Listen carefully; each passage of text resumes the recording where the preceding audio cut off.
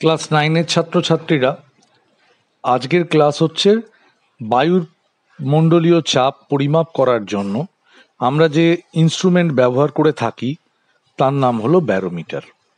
তোমাদের বইতে একটি 14 ব্যারোমিটারের গঠন এবং তার সাহায্যে আবহাওয়ার পূর্বাভাস কি করে তুমি নির্ণয় করবে, কি করে বুঝতে পারবে, সেটা আলোচনা করা হয়েছে। 1 মিটার লম্বা সমব্যাসের একমুখ বন্ধ করা একটা কাঁচনল এবিকে পারদপূর্ণ করে একটি পারদপূর্ণ পাত্র ডিতে ডুবিয়ে রাখা হয়। পাত্রের নিচের অংশ চামড়া এবং ওপরের অংশ পিতলের তৈরি হয়। বাইরের আঘাত থেকে রক্ষা করার জন্য সমগ্র কাঁচনল একটি ধাতব নল সি দিয়ে ঢাকা থাকে। শুধুমাত্র পারদের উপরিতল দেখার জন্য কিছুটা অংশ কাটা থাকে। পারদস্তম্ভের উচ্চতা মাপার জন্য নলের গায়ে একটি মূল স্কেল এম ও তার সঙ্গে একটি ভার্নিয়ার স্কেল ভি যুক্ত থাকে। ডি পাত্রের চামড়ার আস্তরণের মধ্যে দিয়ে বায়ু চলাচল করতে পারে, কিন্তু পারদ যেতে পারে না। তাই পাত্রের পারদতলে চাপ বায়ুর চাপের সমান হয়। ব্যারোমিটারকে একটি আংটা ই এর সাহায্যে পরীক্ষাগারে ঝোলানো থাকে। চাপ নির্ণয়ের পদ্ধতি কি? এস স্ক্রুকে ঘুরিয়ে পারদতলকে আইভরি পিন আই এর সংস্পর্শে আনা হয়, যাতে পারদতল মূল স্কেলের শূন্য দাগের সঙ্গে মিলে যায়। কাঁচনলে পারদস্তম্ভের উচ্চতা মূল স্কেলের সাহায্যে নেওয়া হয়। এবার পি স্ক্রুকে ঘুরিয়ে ভার্নিয়ার স্কেলের পাঠ নেওয়া হয়। এই দুই স্কেলের পাঠের সাহায্যে নলের পারদস্তম্ভের উচ্চতা নির্ণয় করা হয়। এই পাঠের সাহায্যে বায়ুমণ্ডলীয় চাপ নির্ণয় করা হয়।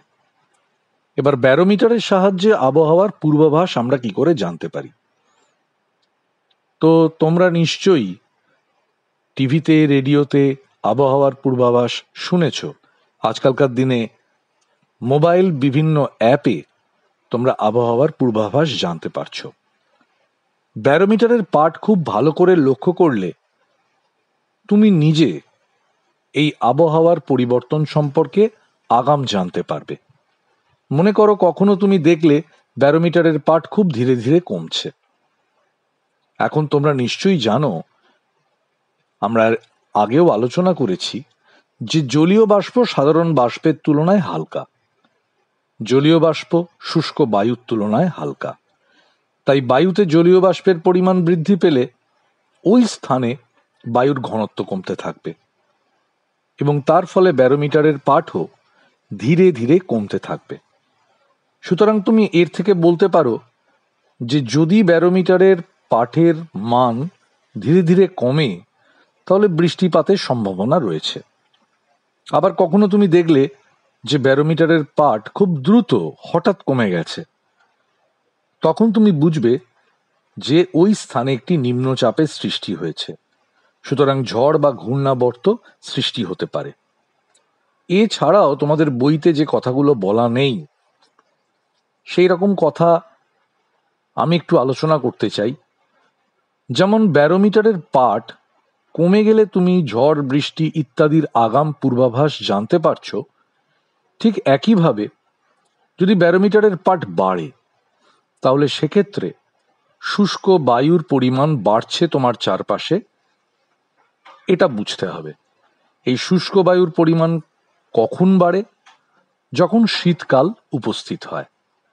অর্থাৎ শীতকালের উপস্থিতিতে আগাম তুমি জানতে পারবে ব্যারোমিটারের পাঠ থেকে।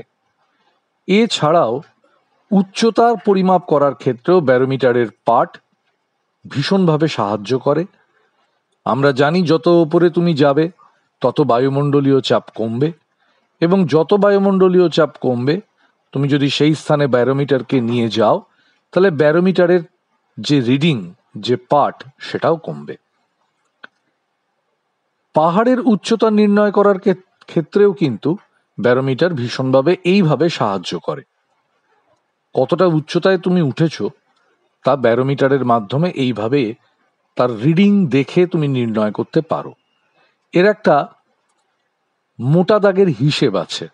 এই হিসেবটা হচ্ছে প্রতি 11 মিটার উচ্চতার জন্য 1 মিলিমিটার করে পারদস্তম্ভের উচ্চতা হ্রাসপ্রাপ্ত হয়। তো 1 মিলিমিটার পারস্তম্ভের যে পাঠ, সেটা যদি কখনো কমে যায়, সেটা যেমন একদিক থেকে বায়ুমণ্ডলীয় চাপের হ্রাসের জন্য হতে পারে, ঝড় বৃষ্টি ইত্যাদির পূর্বাভাস যেখান থেকে তুমি পড়তে পারছো। এছাড়া আরেকটা হতে পারে যে তুমি যদি কোনো উচ্চতর স্থানে পৌঁছো এবং সেখানে যদি ব্যারোমিটারটা নিয়ে যাও, তাহলে সেখানেও ব্যারোমিটারের যে স্তম্ভের পাঠ সেটা কমবে। এবং কেন কমবে? উচ্চতার জন্য কমবে। কিভাবে কমবে? প্রতি 11 মিটার উচ্চতার জন্য 1 মিলিমিটার করে পারস্তম্ভের পাঠ কমবে।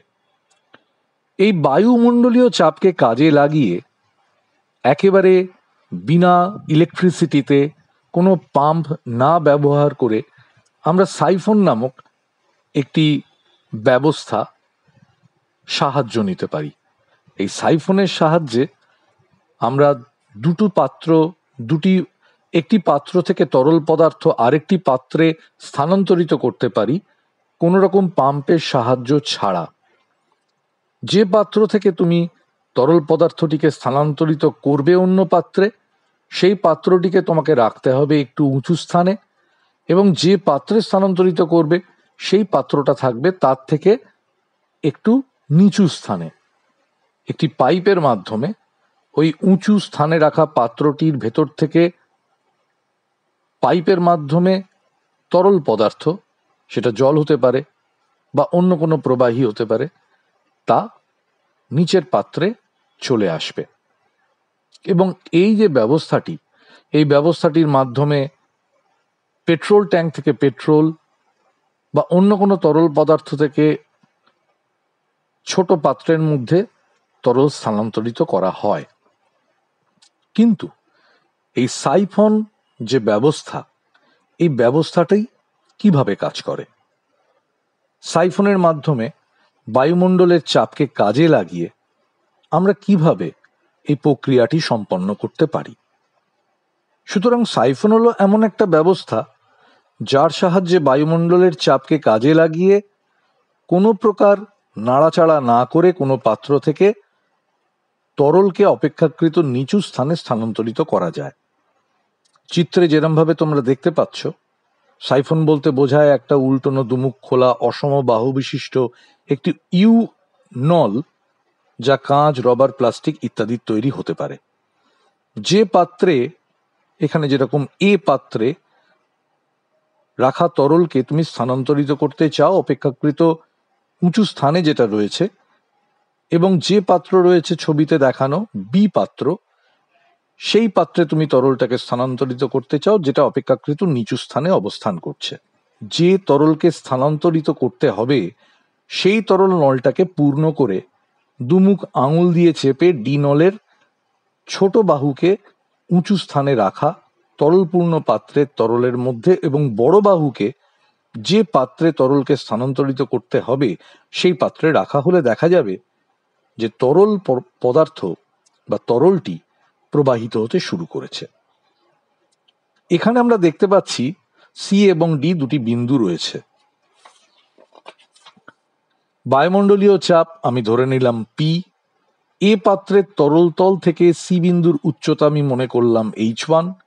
সি বিন্দুতে চাপ পিসি, সেটা বায়ুমণ্ডলীয় চাপের থেকে ওই উচ্চতা অবধি তরল স্তম্ভের চাপের বিয়োগফলের সমান। তার মানে পি মাইনাস H1 ডিজি, যেখানে ডি হলো তরলের ঘনত্ব এবং জি হলো ওই স্থানের অভিকর্ষজ ত্বরণ। বড় বাহুর খোলা মুখ থেকে ডি বিন্দুর উচ্চতা যদি H2 আমি মনে করে নিই, এবং ডি বিন্দুতে চাপ যদি PD equals to P minus একই প্রকারে পি মাইনাস H2 ডিজি। এইবার H2 যেহেতু H1 এর থেকে বড়, এবং সেই কারণেই সি বিন্দুতে চাপ ডি বিন্দুতে চাপের তুলনায় বেশি হবে, অর্থাৎ পিসি ইজ গ্রেটার দ্যান পিডি। অর্থাৎ তরল সি থেকে ডি এর দিকে প্রবাহিত হবে, ডি বিন্দুতে এসে অভিকর্ষের টানে নিচের দিকে গতিশীল হয়ে বি পাত্রে জমা পড়বে। ফলস্বরূপ সি বিন্দুতে যে শূন্যতার সৃষ্টি হবে, বায়ুমণ্ডলীয় চাপের জন্য এ পাত্র থেকে তরল নল বেয়ে আবার সি বিন্দুতে উঠে যাবে এবং নলের মধ্যে দিয়ে এই তরলের প্রবাহ চলতে থাকবে। এই হলো সাইফনের গোটা প্রক্রিয়া। এবং এই গোটা প্রক্রিয়াটি, এই যে ম্যাথামেটিক্যাল পোর্শনটি আছে, এই ম্যাথামেটিক্যাল পোর্শনটি কিন্তু তোমাদের বাড়িতে বারবার প্র্যাকটিস করতে হবে। সাইফনের ব্যবহারিক প্রয়োগ। সাইফনকে আমরা কিন্তু দৈনন্দিন জীবনে ব্যবহার করে থাকি। যেটা বলছিলাম আমি, যে বড় কোনো পাত্র থেকে তেল অপর কোনো ছোট পাত্রে যদি স্থানান্তরিত করার প্রয়োজন হয়, সেক্ষেত্রে সাইফনের ব্যবহার করা হয়। শৌচাগার বা বাথরুমে স্বয়ংক্রিয় ফ্ল্যাশ বা অটোমেটিক ফ্ল্যাশ, সেটির ব্যবহারও কিন্তু এই সাইফনকে কাজে লাগিয়ে হয়। এক্ষেত্রে একটা বড় পাত্রে সাইফন লাগানো থাকে। সাইফনের ছোট বাহুর খোলা মুখ পাত্রের প্রায় তলদেশ পর্যন্ত নামানো থাকে।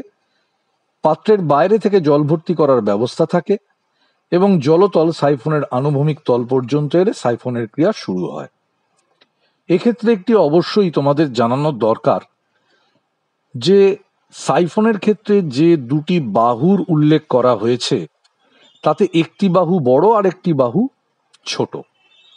বড় যে বাহুটি, অর্থাৎ যে নলের যে অংশটি স্থানান্তরিত হচ্ছে যে পাত্রের সাথে যুক্ত, ওই নলের কোথাও যদি ছিদ্র হয় এবং সেটি যদি ছোট নলের যে দৈর্ঘ্য তার থেকে ওপরের দিকে হয়, তাহলে কিন্তু এই সাইফন ক্রিয়া আর চলবে না। সাইফনের যে বড় বাহু, সেই বড় বাহুর একটাই ওপেনিং থাকতে হবে। যদি তুমি তার মাঝখানে কোথাও ছিদ্র করো, তাহলে দুটো ওপেনিং হয়ে যাওয়ার জন্য প্রথম যে কম দৈর্ঘ্যের যে ওপেনিংটা ও পাবে, সেটাকেই বায়ুমণ্ডলীয় চাপ ক্যালকুলেট করতে হবে। সেই দৈর্ঘ্যটাকেই মাথায় রেখে বায়ুমণ্ডলীয় চাপটা তোমায় ক্যালকুলেট করতে হবে। সেক্ষেত্রে যেহেতু বড় দৈর্ঘ্যের যে নলটি, সেটি বড় দৈর্ঘ্যের নলটির যেহেতু তুমি কোথাও একটি ছিদ্র করছো, সেই দৈর্ঘ্যটা কিন্তু অ্যাকচুয়াল এফেক্টিভ লেন্থ হবে। অর্থাৎ আমি এটাই বলতে চাইছি, সাইফন ক্রিয়াতে যদি নলের ভেতরে, নলের গায়ে কোথাও ছিদ্র হয়, সেই ছিদ্র হওয়ার জন্য কিন্তু সাইফন ক্রিয়া ব্যাহত হতে পারে। কখন ব্যাহত হতে পারে? যখন ওই বড় দৈর্ঘ্যের যে নলটা, সেই বড় দৈর্ঘ্যের নলটার ওপরের দিকে কোথাও ছিদ্রটা হবে। যদি মূল যে ওপেনিং তার ধারে কাছে যদি ছিদ্র হয়, তাহলেও হয়তো সাইফন ক্রিয়া চলবে। মোট কথা হলো H1 এর থেকে H2 যেন বড় হয়, তবেই সাইফন ক্রিয়া চলবে। যদি কোনোভাবে H1 = H2 হয়ে যায়, সাইফন ক্রিয়া বন্ধ হয়ে যাবে, বা H2 is less than H1 হয়ে যায়, তাহলেও সাইফন ক্রিয়া কিন্তু বন্ধ হয়ে যাবে। আমরা এরপরে যেটা দেখতে পাচ্ছি তার নাম হলো বভেন্সি অ্যান্ড আর্কিমিডিস প্রিন্সিপাল, প্লবতা ও আর্কিমিডিসের নীতি। প্লবতা প্রকৃতপক্ষে একটি ঊর্ধ্বমুখী বল। প্লবতা মানেই হলো তার ডিরেকশন অফ ফোর্স ওপরের দিকে। কে প্রয়োগ করে এই প্লবতা বল? প্রবাহী প্রয়োগ করে। প্রবাহী সবকিছু হতে পারে, তরলও হতে পারে, গ্যাসীয় হতে পারে। অর্থাৎ একটি ফুটবলকে তুমি যখন কোনো তরল পদার্থের মধ্যে ফেলে দাও, তখন সেই ফুটবলটি ভাসে। এক্ষেত্রে প্লবতা বল প্রয়োগ করছে ওই তরল পদার্থ। আবার একটি গ্যাস বেলুন যখন বায়ুর মধ্য দিয়ে ওপরের দিকে উঠে যায়, তখন ওই গ্যাস বেলুনটিকে প্লবতা বল প্রয়োগ করছে প্রবাহী অর্থাৎ বায়ু। আমি প্রথমেই বলেছিলাম এই চ্যাপ্টারটি পড়াতে গিয়ে যে প্রবাহী সম্পর্কে আমাদের একটি অন্ধবিশ্বাস আছে, যে প্রবাহী মানেই আমরা তাকে তরল পদার্থ ভাবি। এইখানে এসে কিন্তু সেই বিষয়টা আরো বেশি জোরদার হয়ে উঠছে, যে প্রবাহী মানে শুধু তরল পদার্থ নয়, প্রবাহী মানে গ্যাসও হতে পারে। এই বিশ্বাসটা তোমার মনের মধ্যে শক্ত সমর্থ করতে হবে।